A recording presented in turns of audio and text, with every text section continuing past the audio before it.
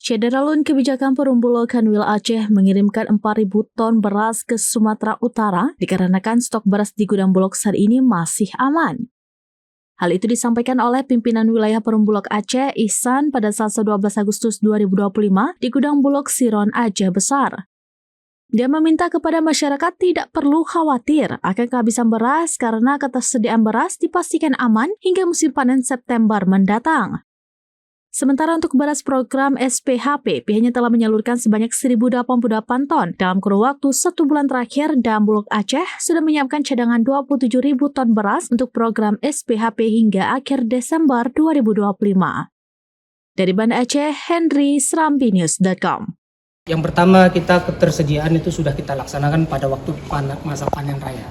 Ya, panen raya itu kita menyerap gabah-gabah petani untuk kita menjadikan stok nasional.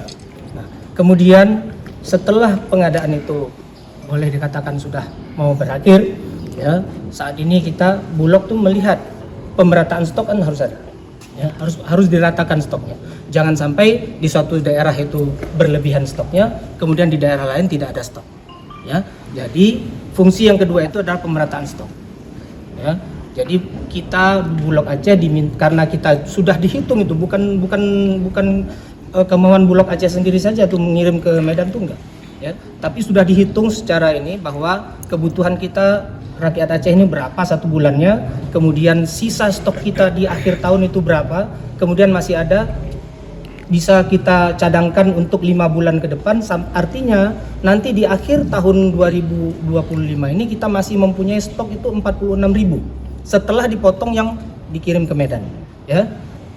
46.000 itu cukup untuk 5 bulan.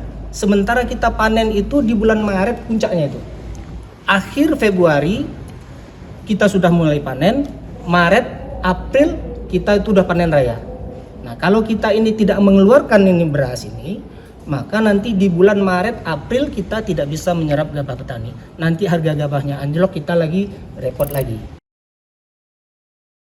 Download Tribun X sekarang.